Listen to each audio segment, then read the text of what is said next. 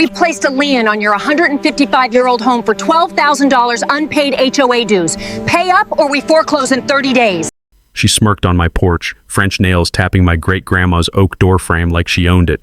I stared her down. Ma'am, I've never joined your HOA. Not one signature. You're a member now, sweetie. The paperwork I filed is official. You owe the money. Built in 1869. Their HOA, 1985. This is the home I inherited clean, where I raised my family and lost my wife. Her linseed oil scent still clings to the trim. Yet this woman thinks forged papers can steal it? She had no idea the hidden clause in that 155-year-old deed would hit her HOA with fraud charges, massive fees, and total collapse. What would you do if they targeted your legacy? Drop your state, ever hit with a bogus HOA lien? She was about to lose everything. Revenge starts now. Let me back up and tell you how this nightmare started. I'm Ezra Blackwood, 52, retired electrician living off a pension that barely covers the basics. But I own something priceless. This 1869 Victorian that's been in my family for 5 generations. My great-grandmother built it with her own hands after the Civil War, and it's survived everything from Hurricane Camille to 2 world wars. My late wife Sarah spent her final years restoring the original crown moldings, and I swear the smell of her linseed oil still clings to every piece of heart pine in this house. Sometimes I run my fingers along the brass doorknob she polished smooth, just to feel that connection. Then the devil moved in next door. Meet Constance Fairweather. And yes, the irony of that name burns like acid. Picture a real estate Barbie, bleached blonde hair, designer suits that cost more than my monthly grocery budget, French manicures sharp enough to gut a fish. She drives a white BMW like she's leading a funeral procession for common decency. 2 years ago, Constance bought the biggest house in Willowbrook Estates, the subdivision that sprouted around us in the 85s like suburban cancer, and immediately got herself elected HOA president. Within 6 months, she'd transformed a sleepy neighborhood group into her personal shakedown operation. Her specialty? Terrorizing old folks. Here's her playbook. Find elderly homeowners with valuable properties. Create bogus violations for grass too long or mailboxes wrong color. Pile on fees and legal costs until they can't afford lawyers. Force quick sales to her real estate company at basement prices. Rinse, repeat, get rich. She'd already squeezed out Martha Gonzalez, sweet 67-year-old whose only crime was planting roses without architectural approval. Then Robert Bellamy, 71, got hit with $8,000 in drainage violations for a puddle that formed after heavy rain. Both sold their family homes to Constance's company for 60 cents on the dollar. But my house, my great-grandmother's 1869 deed, explicitly states we're forever free from association liens or fees. Legal language carved in stone long before Constance was even a nightmare in her mother's womb. Most reasonable people would respect that. Constance Fairweather isn't reasonable. The attack came on a Tuesday morning in March. I was sipping coffee on my front porch, listening to these 155-year-old boards creak their morning song, when her BMW pulled into my driveway like an invasion force. "Mr. Blackwood," she announced, stepping out in heels that clicked against my gravel like a death march. "We need to discuss your numerous property violations." I almost laughed. "Violations? Lady, I maintain this place better than most folks half my age." She whipped out a clipboard thick with official-looking papers. Unapproved exterior paint color. Garden exceeding permitted boundaries. Non-compliant mailbox design. Failure to submit architectural modification requests. And the morning dew on Sarah's memorial roses caught the sunlight like tiny diamonds as I tried to process this insanity. "Ma'am, I've never been part of your HOA, never signed one document, never paid dues, never even knew your organization existed." Constance's smile could have curdled milk. "Property records show this address is now within Willowbrook Estates incorporated boundaries. Your grandmother signed the neighborhood agreement in 1982. She handed me a document with what looked like Grandma's signature, but the paper felt wrong, too crisp, too white, like it came off a printer 5 minutes ago instead of 40 years back. "This is impossible," I said, my electrician's eye for detail kicking in. "Grandma died in January 1983. She couldn't sign something dated December 1982 for an HOA that didn't incorporate until 1985. But Constance was already clicking back to her BMW, mission accomplished. 30 days to comply and pay outstanding fees of $12,000, she called over her shoulder. After that, we file a lien and begin foreclosure proceedings. As her taillights disappeared, I stood there holding forged paperwork that could steal my family's legacy. The century-old house seemed to shudder with rage. Within a week, Constance launched her documentation, Blitzkrieg. I came home from the hardware store to find another certified letter waiting, thick as a phone book. Inside were neighborhood incorporation documents from 1982, complete with what looked like my grandmother's signature on 3 different pages.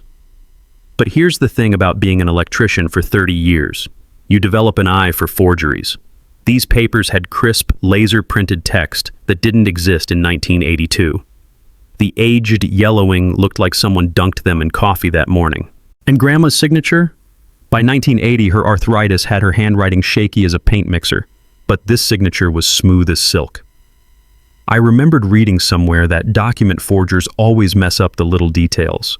Paper composition, ink types, printing methods that didn't exist when the document was supposedly created. Looking at these papers, I could practically smell the desperation along with that fake coffee aging. Wrong move, Constance. You just picked a fight with someone who notices when the hot wire's the wrong gauge. The next morning, I headed to the county courthouse, a limestone building that smells like dust, old leather, and a century of legal battles. The clerk, Betty Morrison, remembered my grandmother from church socials. "Ezra, honey," she whispered, glancing around like we were planning a bank heist. "That HOA incorporation you're asking about? Filed March 15th, 1985. 3 whole years after your grandma passed. No way she signed anything for them." But Betty had more surprises. Those original 1869 property boundaries she helped me trace, they extended 20 feet into what Constance now called HOA Common Area. The fancy gazebo where she held her little power meetings sat squarely on my family's land. The musty smell of century-old surveyor maps mixed with my growing satisfaction. Not only was I never in her HOA, she'd built her kingdom on stolen ground. Armed with certified copies, I marched into Constance's emergency violation hearing Thursday night. She'd scheduled it for 7 p.m., packed the room with her cronies, and arranged folding chairs like a kangaroo court with herself as judge and jury. The community center reeked of industrial carpet cleaner and barely suppressed hostility. 20 pairs of eyes tracked my entrance while fluorescent lights buzzed overhead like angry wasps. "Mr. Blackwood," Constance announced, banging her gavel like she was calling an execution. "You're here to address multiple property violations and explain your refusal to pay lawful HOA assessments." I stood slowly, savoring the moment. "Actually, I'm here to inform everyone that your HOA incorporated in March 1985, making it physically impossible for my grandmother to sign documents dated December 1982, since she died in January 1983. Dead silence. Even the fluorescent buzzing seemed to quiet down.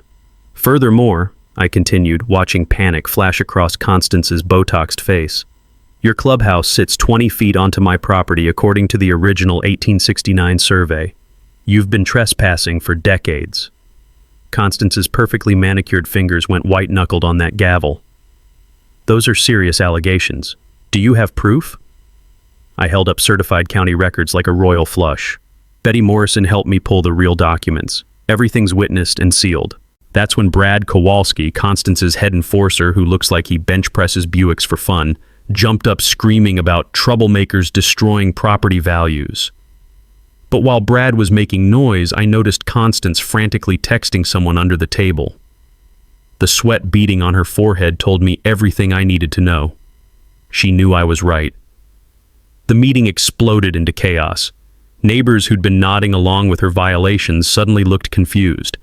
Whispered conversations broke out as people probably wondered what other facts were fabricated. Mrs. Henderson from down the street actually stood up and asked, "Constance, if his house predates the HOA, how can you charge him fees?"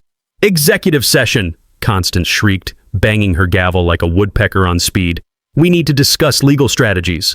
Translation: damage control meeting, all hands on deck. Walking home under streetlights that cast long shadows through Sarah's old oak trees, I felt something I hadn't experienced in months: hope. The evening air carried the scent of honeysuckle and the sweet smell of small-town justice. But Constance wasn't done. The next morning brought 5 new violation notices crammed in my mailbox like legal confetti. Unauthorized exterior modifications for porch railings installed in 1923, non-compliant landscaping for Sarah's memorial roses, improper storage for my tool shed, noise violations for my lawnmower, and the crown jewel. Failure to obtain permits for structural changes because I'd replaced 3 loose porch boards last summer. Each violation, $500 fine plus $200 administrative costs. The message couldn't be clearer. You embarrassed me in public. Now I'm declaring war. I crumpled those notices and tossed them in my coffee can, where the metal made a satisfying clang against the sides. The sound reminded me of the first electrical junction box I'd ever wired. That click when everything connects just right. Game on, Constance. You have no idea what you just started. Constance's revenge campaign started at dawn the next day. I woke to the rumble of Brad Kowalski's diesel pickup idling outside my bedroom window at 6 a.m. sharp. Through the curtains, I watched him photograph my house from every angle, measuring my grass with a ruler like he was documenting evidence at a murder scene. The acrid smell of diesel exhaust drifted through my window screens as Brad made his rounds, photographing Sarah's bird feeder, her sunflower welcome mat, even the antique milk jug she'd turned into a planter. Every single day. Same routine. Same diesel truck announcing his arrival like a mechanical rooster from hell. By week 2, violation notices were flooding my mailbox like legal confetti. Grass exceeds 2.5-inch maximum by 1/4 inch. Bird feeder lacks architectural approval. Welcome mat non-regulation color, each carrying $500 fines plus $200 administrative costs. But Constance's real genius revealed itself when I tried hiring a lawyer. "Sorry, Mr. Blackwood," said Jim Jenkins at Jenkins & Associates. "Conflict of interest. We're already representing the HOA on another matter." I tried the next attorney on Google. Same story. Then another. Turns out Constance had systematically retained every affordable lawyer in 3 counties on preliminary consultations for various HOA issues. The woman had legally cornered me like a chess grandmaster. Standing in my kitchen that evening, surrounded by mounting violations and rejection letters, I felt trapped. The familiar creak of Sarah's favorite floorboard reminded me of her favorite saying, "Ezra, honey, when they stack the deck, deal your own cards." Time to get creative. I drove 2 counties over to find Martha Rodriguez, an HOA specialist whose office smelled like fresh coffee and righteous anger. "This is textbook harassment," she said, reviewing my case. "But fighting HOAs is expensive, $15,000 minimum, assuming they don't drag it out for years. My retirement account, $8,200. The math didn't work. But Martha dropped a bombshell. I've seen Constance Fairweather's pattern before. 3 elderly homeowners in Riverside County, same tactics. All forced into quick sales to her real estate company at 40% below market value. The pieces clicked like a perfect electrical connection. This wasn't about compliance. It was organized theft. I became a part-time private investigator tracking Constance's white BMW around town. Tuesday morning, showing my house to buyers while I was at the store. Thursday, contractors measuring my lot for development potential. She was already spending my inheritance. Ready. My breakthrough came from Dorothy Williams, the 74-year-old librarian who appeared at my door with cookies and conspiracy theories. "Ezra," she whispered, "I'm getting the same violation notices. Mailbox wrong color, garden borders improper. But I did some digging at the library." Dorothy's research skills would shame the FBI. Spread across my kitchen table were printouts revealing that Brad Kowalski's brother owned the landscaping company getting all HOA contracts. Same family ran the towing service for parking violations. Even the independent property management company was a shell corporation. The smell of oatmeal cookies mixed with the stench of corruption as Dorothy revealed her masterstroke. "Here's the real kicker," she said, producing a manila folder. "I requested public records on all recent property sales in our area. Guess who bought 12 houses in the past 2 years, all from elderly owners facing sudden HOA emergencies? Constance's real estate company. Every single one purchased at 30 to 50% below market value. But Dorothy saved the best for last. A leaked document from someone inside the HOA office. Pre-filled purchase agreements for 16 properties, all owned by residents over 65, all facing manufactured compliance crises. My name topped the list with an offer of $180,000, 60 grand below assessed value. It gets worse, Dorothy continued. Look at the timing. The violations always started exactly 90 days before the purchase agreements were dated. Like clockwork. Like a machine designed to steal homes from people too old or poor to fight back. That's when Robert Bellamy knocked on my door. The 71-year-old retired engineer had been fighting his own violation war. $8,000 in fines for a drainage problem that mysteriously appeared after every rainstorm. They hit Martha Gonzalez too, he said, settling into Sarah's old kitchen chair. Forced her to sell last month after they claimed her roses created a fire hazard. We spent that evening around my kitchen table like generals planning a counterattack, the overhead light casting determined shadows across faces that had seen enough injustice for one lifetime. Here's what I think, Robert said, his engineer's brain working overtime. This is a criminal enterprise disguised as municipal authority, but they made one mistake. What's that? Dorothy asked. Robert smiled grimly. They're not actually government, which means citizens' arrest laws apply if we can prove fraud. The old house settled around us with familiar nighttime creaks, and I felt 5 generations of Blackwood determination flowing through those walls. Constance thought she was hunting easy prey. She was about to learn what happens when the prey start hunting back. Constance escalated to legal warfare the next week. Her attack dog, Reginald Pickering, a skeletal lawyer who wore $1,000 suits like medieval armor, filed an emergency lawsuit demanding $18,000 in fines plus attorney fees. The real gut punch? They'd scheduled court for just 10 days out, claiming I posed imminent threat to community welfare. The process server who delivered the lawsuit looked genuinely apologetic as he handed me papers thick enough to stop a bullet. The smell of fresh legal ink mixed with my morning coffee, both equally bitter. Defendant has willfully defied lawful authority and threatens neighborhood property values through continued non-compliance, their filing claimed. They wanted my house placed under court-appointed receivership, essentially handing control to someone who'd bring the property into compliance, then sell it to recover their manufactured damages. Legal theft with a judge's blessing. But while Constance was sharpening her knives, Dorothy was building our nuclear weapon. The woman had spent 40 years mastering county records before becoming our librarian. She knew every database, every filing loophole, every bureaucratic weakness in the tri-state area. When Dorothy said she'd do some research, it was like watching a chess master plan 20 moves ahead. Ezra, she called that afternoon, barely containing her excitement. Drop everything and get to the library. I found something that'll burn their house down. At the library, Dorothy had transformed an entire table into mission control. Survey maps, financial records, and legal documents spread across the surface like battle plans. The musty smell of old books mixed with the electric hum of Dorothy's computer working overtime. Look at their original incorporation documents, she said, pointing to a 1985 survey. Their claimed boundaries include the city park, the fire station, and approximately 200 feet of Interstate 40. I studied the faded boundary lines. They can't legally claim highway property. Gets better, Robert Bellamy said, arriving with his own stack of discoveries. I traced their utility connections using my engineering contacts. They've been illegally tapping city power for the community center. 3 years of stolen electricity totaling about $30,000. The corruption was deeper than we'd imagined, but Dorothy had saved her masterpiece for last. Financial records, she announced, sliding a manila folder across the table. The HOA collected $340,000 in assessments last year. Their filed tax returns show only $190,000 in declared revenue. Missing $150,000, Robert calculated quickly. Dorothy's eyes gleamed with righteous fury. I cross-referenced Constance's real estate purchases with HOA expenditures. Guess who got paid $145,000 for property management consulting last year? Fairweather Realty. Constance was literally paying herself with stolen HOA funds. We spent the rest of the afternoon building our case like skilled craftsmen. Robert mapped the illegal utility connections with engineering precision.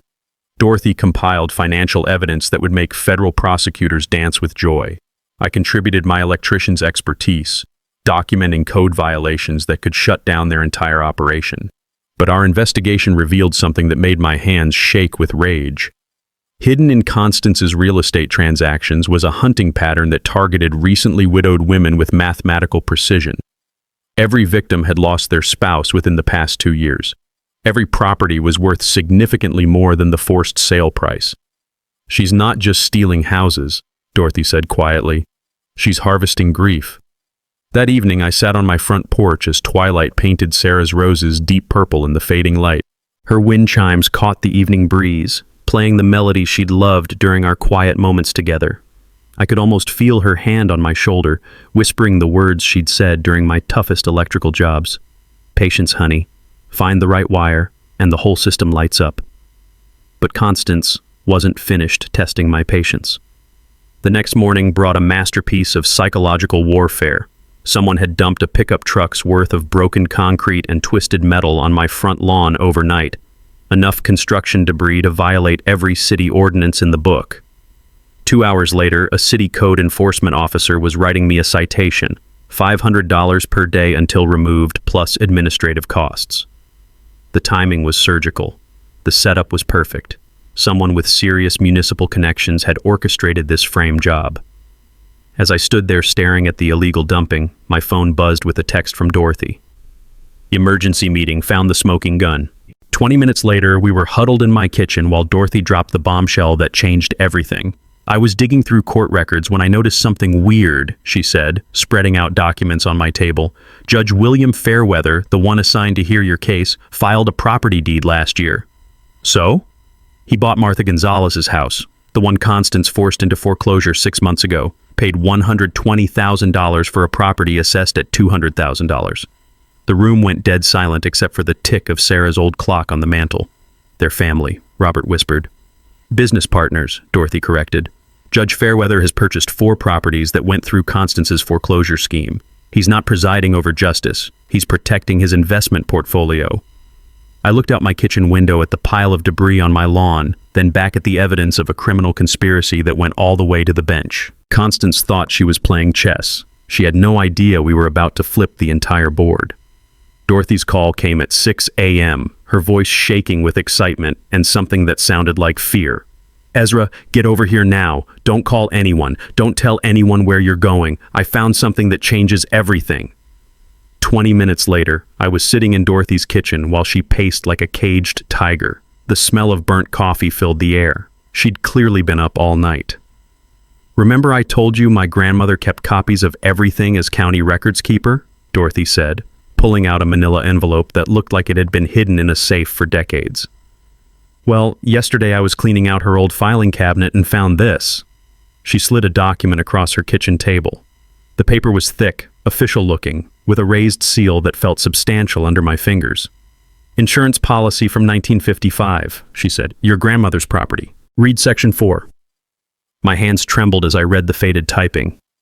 "Property shall remain forever free and clear of any homeowner association liens, fees, or covenants, as per specific request of policyholder.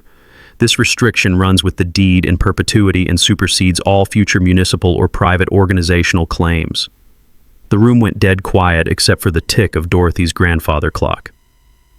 "This document is legally binding," I whispered, hardly believing what I was seeing. "It's 30 years older than their HOA and specifically prevents exactly what they're trying to do."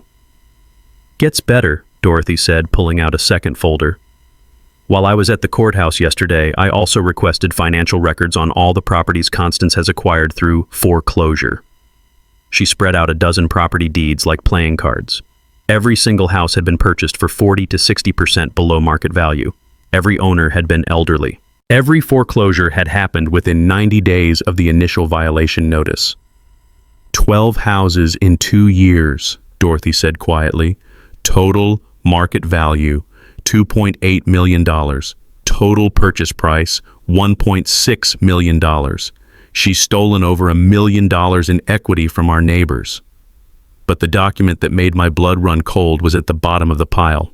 "Purchase agreement for your property," Dorothy said, sliding it across the table. "Pre-filled, pre-signed by Constance, dated 3 months from now. Offer price, $160,000. My house was assessed at $240,000. She was planning to steal 80 grand of my family's legacy and had already signed the paperwork." "There's something else," Dorothy said, her voice dropping to a whisper. "I ran into Betty Morrison at the post office yesterday. She told me something off the record that scared her enough to make her consider early retirement. What? Constance came to the courthouse last week asking about expedited foreclosure procedures.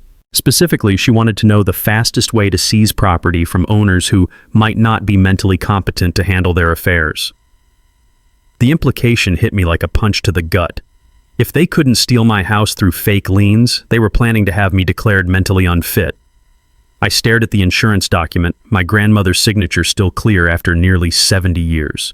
This wasn't just about property rights anymore. This was about a criminal conspiracy that treated elderly homeowners like prey animals. "Dorothy," I said, my voice steady despite the rage building in my chest, "how many other people in our neighborhood have properties that predate the HOA?" She consulted her notes. "At least 6, maybe 8 if we count the ones with unclear incorporation dates."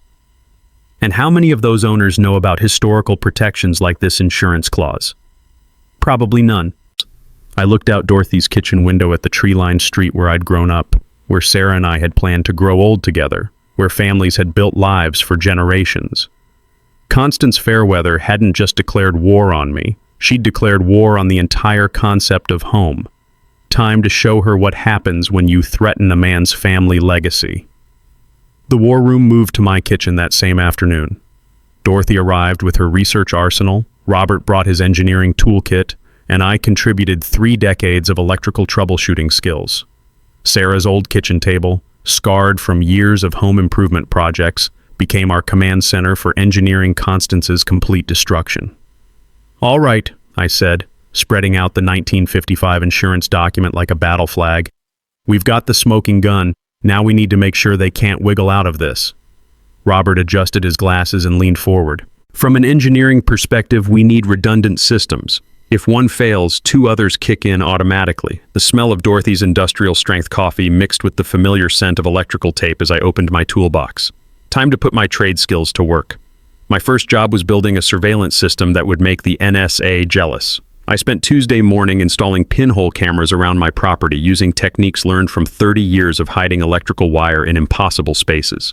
One camera focused on the mailbox where fake violations appeared, another covered the spot where mysterious debris kept getting dumped, and a third monitored the street for Brad's diesel truck harassment. But here's the electrician's trick most people don't know. Motion-activated trail cameras designed for hunting work better than expensive security systems, cost half as much, and run on batteries that last for months. I positioned 4 of them in weatherproof boxes that looked like electrical junction housings. The hardware store clerk, Tommy, got curious about my sudden interest in surveillance gear. "Having break-in problems, Mr. Blackwood?" "Something like that," I said, loading infrared batteries into my basket. "Sometimes you need to document the problem before you can fix the wiring." Dorothy tackled the legal trap with the precision of a chess master. She'd discovered that challenging HOA authority requires following specific procedural steps. Miss one, and they can dismiss your case on technicalities. State law mandates that HOAs provide complete financial records within 10 business days of any homeowner's written request, she explained, showing us a law book thicker than a phone directory. Failure to comply triggers automatic state audit and potential criminal investigation. And she'd already fired off certified letters demanding everything: bank statements, contractor payments, salary records, even receipts for office supplies. Each request created a legal landmine: comply and reveal their fraud, or refuse and face automatic penalties. Robert engineered the technical aspects of our trap with mathematical precision. Turns out, proving utility theft requires specific documentation that most people never think about. "My buddy Jake from the electric company owes me a favor," Robert said, producing official inspection forms. "He's going to do a routine maintenance check on their community center tomorrow. If they're stealing power like we think, Jake will have them disconnected and facing felony charges within 48 hours. But our masterpiece came from an unexpected phone call. Martha Rodriguez, my lawyer from 2 counties over, delivered news that made us all smile like wolves scenting blood. "Ezra, the state attorney general's office wants to use your case as the flagship for a massive HOA fraud investigation. They're assigning 2 investigators, a forensic accountant and a prosecutor who specializes in elder abuse. What's the catch? They want you to wear a recording device to next week's HOA meeting. Get Constance talking about her methods, her targets, her whole operation. Every threat, every admission goes straight to federal prosecutors." The kitchen went silent, except for the tick of Sarah's old wall clock. You want me to be a spy? Think of it as quality control, Martha laughed. You're just making sure their criminal conspiracy is properly documented for warranty purposes. Robert was already grinning. It's perfect. They think you're just a stubborn old guy who won't pay fake fines. They have no idea you're building a federal case against them. Dorothy started giggling, a sound like champagne bubbles mixed with pure malice. Constance is going to confess to everything, thinking she's intimidating you into submission. We spent the afternoon planning with military precision. The recording device would be hidden in a modified hearing aid that I'd rewire for extended battery life, an old electrician's trick for boosting small electronics. Dorothy would attend as a concerned neighbor, live streaming everything to her phone for backup documentation. Robert would monitor from the parking lot with radio contact, ready to call police if things went sideways. But the beauty of our trap wasn't just the technical complexity. Here's what makes this foolproof, I said, looking at my fellow conspirators around Sarah's scarred table. Even if the recording fails, even if they somehow figure out what we're doing, we still have the insurance document, the utility theft evidence, the financial audit, and federal investigators already building their case. Dorothy nodded with satisfaction. Like wiring a house with 3 different circuit breakers and a backup generator. That evening, I tested my surveillance system while sitting on the front porch. Sarah's wind chimes caught the evening breeze, playing the melody she'd loved during our quiet moments together. The smell of her memorial roses mixed with the electric ozone scent that always follows a good wiring job. Tomorrow night's HOA meeting would be Constance's last performance. Time to give her an audience she'd never forget.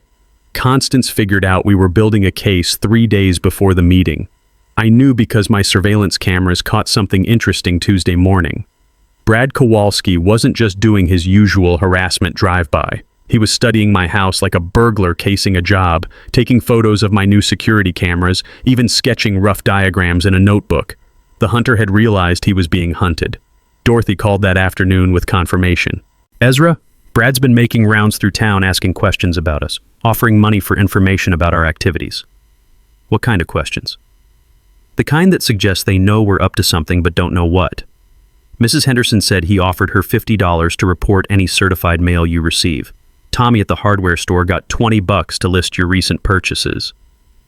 My electrician's instincts started tingling. When people get desperate enough to pay for intelligence, they're planning something that requires surprise. That evening, I found out what. I was in my kitchen reviewing Dorothy's legal documents when my motion sensors triggered. Through the window, I watched a pickup truck parked 3 houses down with its lights off. Too far away for a clear view, but close enough that someone could be watching me with binoculars. Then I noticed something that made my blood freeze. The truck's license plate had been removed. I activated my emergency recording system, a backup I'd wired directly into the house's main electrical panel that would capture everything and auto-upload to cloud storage. Whatever was about to happen, there'd be evidence. 20 minutes later, Brad's diesel truck pulled into my driveway. But this time he wasn't alone. 2 men in work clothes got out with him, carrying landscaping tools that looked suspiciously like weapons in disguise. The smell of diesel exhaust mixed with adrenaline as I watched through my hidden cameras. Brad was pointing at my house, gesturing toward the electrical connections, clearly briefing his companions on something specific. But here's where my years of electrical work paid off in ways I never expected. Instead of waiting to see what they'd do, I decided to control the situation. I flipped the main breaker to my house, cutting all power except for my battery-powered surveillance system. Then I called 911 from my cell phone. I need to report suspicious activity, I told the dispatcher. 3 men with tools attempting to access my electrical connections without authorization. Could be planning utility theft or property damage. Deputies are en route. Please stay inside and keep your phone with you. But I wasn't planning to hide. While Brad pounded on my front door shouting about property inspections and attitude adjustments, I slipped out my back door and circled around to where the pickup truck sat with its engine running. The driver, a thin guy with nervous eyes, was too busy watching my house to notice me approach from his blind spot. I got close enough to read the vehicle identification number through the windshield and photograph the driver's face with my phone camera. Then I had an idea that would have made Sarah proud of my sneakiness. I pulled out my electrician's wire strippers and quickly disconnected the truck's battery cables, not enough to damage anything, but enough to ensure they weren't leaving quickly when the police arrived. As I crept back toward my house, I heard Brad's voice getting increasingly agitated. Blackwood, we know you're in there. Stop playing games and open this door. One of his companions said something I couldn't quite hear, but Brad's response was crystal clear. I don't give a damn about legal complications. This bastard thinks he's clever. He's about to learn what happens to people who don't know their place. That's when the most beautiful sound in the world reached my ears. Police sirens, getting closer by the second. The pounding on my door stopped immediately. Through my surveillance cameras, I watched Brad's companions panic, running toward their getaway vehicle only to discover it wouldn't start. Brad, abandoned and holding a crowbar behind his back, tried to look innocent as two sheriff's cruisers pulled into my driveway. Sheriff's Department, drop your weapons and show us your hands. I turned my house power back on and opened my front door to find Brad spread-eagled against my porch railing, while Deputy Martinez secured the crowbar he'd been hiding. Mr. Blackwood, the deputy said after loading all three men into patrol cars, we'll need a statement, but I have to ask, how did you know to disable their vehicle? I smiled, thinking of all the electrical troubleshooting calls where I'd had to outsmart people trying to steal copper wire. Deputy, when someone comes to your house uninvited with tools and bad intentions, it's usually smart to make sure they stick around long enough to explain themselves to proper authorities. As I watched 3 patrol cars drive away with Brad and his friends, I realized something had fundamentally changed. They'd escalated from legal harassment to physical intimidation, which meant we'd pushed them past their comfort zone into desperation territory. And desperate people always make their biggest mistakes right before they lose everything. Constance's final gambit was coming tomorrow night. I could hardly wait. The arrest of Brad and his thugs lit a fire under Constance that burned hotter than a shorted electrical panel. Within 12 hours, she launched what can only be described as a scorched earth campaign to destroy me before tomorrow night's meeting. If legal intimidation and physical threats wouldn't work, she was going nuclear with everything she had left. The first salvo came at 6 a.m., a city code enforcement officer at my door with a citation thick enough to use as kindling. Sir, we've received multiple complaints about your property, the officer said, looking genuinely apologetic. Unpermitted electrical work, structural modifications without inspection, improper waste disposal, and, he consulted his clipboard with a frown, harboring dangerous wildlife. I almost laughed. Dangerous wildlife? Officer, the most dangerous thing on my property is Sarah's old tomcat, and he's been dead for 3 years. Says here you're keeping unauthorized chickens in violation of City Ordinance 14.7. I looked at my backyard, then back at him. I don't own chickens. Never have. The officer squinted at his paperwork like it might rearrange itself into something sensible. Well, someone filed sworn statements with photographic evidence. Each violation carries a $500 daily fine until corrected. The smell of fresh morning dew on my roses mixed with the bitter taste of manufactured injustice. Someone with serious municipal connections was pulling strings to bury me in fake citations. But Constance's masterpiece arrived 2 hours later. A process server handed me documents declaring me mentally incompetent to manage property affairs and requesting immediate court-appointed guardianship. The petition, filed by concerned neighbors, claimed I'd been exhibiting paranoid delusions about neighborhood organizations and making threats against local officials. They were trying to have me declared crazy so they could steal my house legally. I called Dorothy immediately. They're going for the nuclear option, guardianship petition. I know, she said grimly. I got one too. So did Robert. They're claiming we're a conspiracy of delusional elderly residents requiring protective oversight. The audacity was breathtaking. File fake violations, then claim our efforts to fight back proved we were mentally unfit to manage our own affairs. But while Constance was busy painting us as delusional, Dorothy was busy destroying her entire operation from the inside. Ezra, Dorothy said, her voice crackling with excitement, remember my contact at the State Attorney General's office? They just executed search warrants on the HOA office, Constance's real estate company, and Brad's landscaping business. This morning? 20 minutes ago. Federal agents seized all financial records, computer files, and correspondence. They also froze the HOA bank accounts pending fraud investigation. I sat down hard in Sarah's old kitchen chair. What does that mean for tomorrow night's meeting? It means Constance doesn't know her entire operation is already dead. She's going to walk into that meeting thinking she still has power, not realizing federal prosecutors are building a RICO case against her. But Dorothy had saved the best news for last. The insurance investigator called this morning. Turns out our little property dispute triggered a much bigger investigation. They've connected Constance to insurance fraud schemes in 4 states totaling over $2 million. She's not just facing HOA violations, she's looking at federal racketeering charges. The scope of Constance's criminal empire was staggering. What started as a property dispute had uncovered a multi-state fraud operation that treated elderly homeowners like ATM machines. That afternoon brought the final piece of her desperation puzzle. Martha Gonzalez called, her voice shaking with a mixture of fear and fury. "Ezra, someone broke into my apartment last night, tore the place apart looking for something." "Did they take anything?" "That's the strange part. They ignored my jewelry, my cash, even my late husband's coin collection. But they searched through all my papers like they were looking for specific documents." The pattern was clear. Constance was trying to recover evidence of her crimes before tomorrow night's showdown. She probably figured if she could find and destroy the original insurance policies and property documents, she could still salvage her scheme. But what she didn't know was that Dorothy had already distributed copies to the FBI, the State Attorney General, the Insurance Commission, and 3 different lawyers in 2 states. The evidence was bulletproof and backed up in more places than Fort Knox gold. As evening fell, I sat on my front porch watching the sunset paint Sarah's memorial, roses deep crimson in the dying light.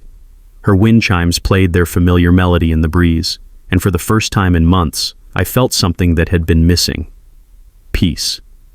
Tomorrow night, Constance would walk into that community meeting expecting to deliver the final blow to a stubborn old man who wouldn't pay his fake fines. Instead, she'd be walking into a federal trap with cameras rolling, prosecutors watching, and 3 elderly victims who'd spent weeks documenting every detail of her criminal enterprise. The smell of evening jasmine mixed with the electric ozone scent of an approaching thunderstorm. Change was coming to our little neighborhood, and Constance Fairweather was about to find out what happens when you mistake kindness for weakness. The community center buzzed with nervous energy as nearly 300 neighbors packed into a room designed for half that number. I arrived 15 minutes early, my hidden recording device tested and ready, Dorothy's smartphone live streaming everything to social media, and Robert monitoring from the parking lot with direct contact to federal agents positioned around the building.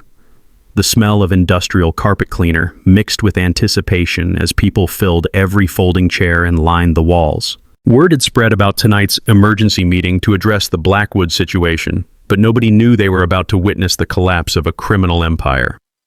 Constance took the podium at exactly 7 p.m., looking like she'd stepped out of a real estate magazine despite the federal noose tightening around her neck. Her white suit was perfectly pressed, her French manicures gleamed under fluorescent lights, and her smile could have powered the building. She had no idea that 3 hours ago, federal agents had seized her bank accounts and computer files. "Ladies and gentlemen," she announced, tapping her gavel like a judge calling court to session, "we're here to address a serious threat to our community's welfare. Mr. Ezra Blackwood has refused to comply with lawful HOA regulations and has been spreading malicious rumors about our organization." Murmurs rippled through the crowd. Some neighbors nodded along. They'd been hearing Constance's propaganda for months. But others looked uncomfortable, especially the elderly residents who'd been quietly documenting their own harassment. "Furthermore," Constance continued, "Mr. Blackwood has been exhibiting increasingly erratic behavior, making false accusations about forged documents and imaginary conspiracies. The board has filed a petition for protective guardianship to ensure he receives proper mental health care." That's when I stood up, feeling 155 years of Blackwood stubbornness flow through my bones. "Mrs. Fairweather," I said, my voice carrying clearly through the packed room, "before we discuss my mental health, perhaps you could explain why federal agents raided your office this morning." The room went dead silent. Constance's perfectly composed mask slipped for just a moment, revealing the panic underneath. "I don't know what you're talking about," she said, but her voice had lost its confident ring. "Search warrants," I continued, pulling out official documents Dorothy had obtained from our federal contact, "executed at 9:15 a.m. on your real estate office, the HOA business accounts, and Brad Kowalski's landscaping company. Bank accounts frozen pending investigation of embezzlement, fraud, and racketeering." The murmur in the crowd grew louder. People were pulling out phones, some already calling relatives to share the developing drama. Constance tried to regain control. "Those are false allegations made by a disturbed individual who—" "Mrs. Fairweather," interrupted a voice from the back of the room. "Agent Sarah Bellamy, Federal Bureau of Investigation." Every head in the room turned to see a woman in a dark suit walking down the center aisle, her badge visible to everyone. "You have the right to remain silent. Anything you say can and will be used against you in a court of law." The explosion of voices was deafening. Chairs scraped against the floor as people stood up, phones appeared everywhere recording the spectacle, and Constance's face went white as printer paper. "This is harassment!" she shrieked, her composure finally cracking completely. "I am a respected businesswoman. This man is mentally ill and making false accusations." "Ma'am," Agent Bellamy said calmly, producing handcuffs that glinted under the fluorescent lights. "We have evidence of systematic fraud involving forged documents, embezzlement of HOA funds, illegal property seizures, and conspiracy to defraud elderly homeowners across multiple states. You're under arrest." That's when Dorothy stood up, her voice ringing with 74 years of accumulated righteous fury. "For the record," she announced to the room full of cameras, "Mr. Blackwood's 1869 property has never been part of any HOA. We have the original insurance documents proving his grandmother specifically protected this land from association liens in perpetuity." She held up the 1955 insurance policy like a trophy, and flashbulbs started popping like tiny fireworks. "Furthermore," Dorothy continued, "we have documented evidence that Mrs. Fairweather has stolen over $400,000 from HOA accounts while forcing 12 elderly residents into below-market property sales through manufactured violations and fraudulent liens." The crowd was on its feet now, some cheering, others demanding answers, a few trying to slip out the back doors before they got caught up in whatever legal tsunami was about to hit. But my moment, the one I'd been waiting for since that first morning when Constance clicked across my porch in her designer heels, came when Agent Bellamy clicked the handcuffs shut. "Mrs. Fairweather," I said, walking over to where she stood flanked by federal agents, "you tried to steal a house that survived 155 years of history, but you couldn't survive 6 months of investigation by people who actually understand justice." The flash of news cameras lit up the room like lightning as Constance was led away in handcuffs, her white suit wrinkled, her perfect hair disheveled, her real estate empire crumbling with every step. The last thing she heard as the community center doors closed behind her was 300 neighbors cheering for the old electrician who'd brought down a criminal empire. Justice tastes sweeter than Sarah's homemade apple pie. 6 months later, I was sitting on my front porch watching my neighborhood come back to life. The trials moved fast once federal prosecutors got involved. Constance received 5 years in federal prison plus $2.3 million in restitution. Her real estate license was permanently revoked, her company dissolved, and every fraudulent property seizure was reversed. Brad got 18 months for conspiracy and assault, while his landscaping company was banned from municipal contracts for life. Most satisfying of all? Judge William Fairweather was removed from the bench after ethics investigations revealed he'd purchased 4 properties through his sister-in-law's foreclosure scheme. Sometimes corruption runs in families, but so does justice. The financial vindication was sweet. Insurance settlements, restitution payments, and a successful civil lawsuit meant I walked away with $380,000, enough to complete every restoration project Sarah had ever dreamed of, plus establish a legal defense fund for other elderly homeowners facing HOA harassment. But the real victory was watching our neighborhood heal. Martha Gonzalez bought back her family home at the court-ordered auction for 60 cents on the dollar. Robert Bellamy's bogus drainage violations disappeared when the new property management company, selected by residents, not criminals, actually inspected his lot and found 0 problems. Dorothy became our unofficial neighborhood historian, documenting property protections to prevent future fraud. The old Willowbrook Estates HOA was officially dissolved by court order. In its place, we formed a voluntary neighborhood association focused on community gardens, block parties, and mutual aid instead of harassment and theft. Funny how much friendlier people get when they're not being threatened with liens for having grass a 1/4 inch too tall. Last month, we held our first annual Justice Day block party right here on my front lawn. The smell of barbecue mixed with children's laughter as 3 generations of neighbors celebrated together. Dorothy brought her famous chocolate cake, Robert set up a sound system that would make Sarah proud, and Martha organized games for the kids. But the sweetest moment came when little Tommy Henderson, the hardware store clerk's grandson, presented me with a hand-drawn certificate declaring me neighborhood hero. His artwork showed my house with a big red heart and the words, "Home Sweet Home Forever," in crayon letters. That piece of construction paper now hangs in my kitchen next to Sarah's favorite photo of our roses. The Sarah Blackwood Memorial Scholarship has already helped 3 local students study historic preservation at the State University. Each recipient gets a copy of our 1955 insurance policy, not for legal protection, but as a reminder that sometimes the most important documents are the ones that protect what matters most: home. I've been invited to speak at homeowner rights conferences across the state, sharing our story with other communities facing HOA corruption. The key lessons are simple: document everything, organize with neighbors, know your property history, and never assume that bullies have actual authority just because they claim it. The house itself seems happier now. Sarah's wind chimes play their evening song without the underlying tension that haunted us during the harassment months. The brass doorknob she polished still carries warmth from 5 generations of hands, and the century-old floorboards creak with contentment instead of worry. I've started dating again, something I never thought I'd do after Sarah passed. Eleanor Morrison, Betty's daughter from the courthouse, has been bringing me homemade soup and staying for coffee while we share stories about neighborhood history. She says Sarah would approve of anyone who appreciates good restoration work and knows how to fight for what's right. Yesterday's mail brought a letter that made me smile. Another elderly homeowner in the next county, facing bogus HOA violations and needing advice. It seems word has spread about the old electrician who took down a criminal empire with property research and stubborn determination. I called Dorothy and Robert. Looks like we're getting the band back together.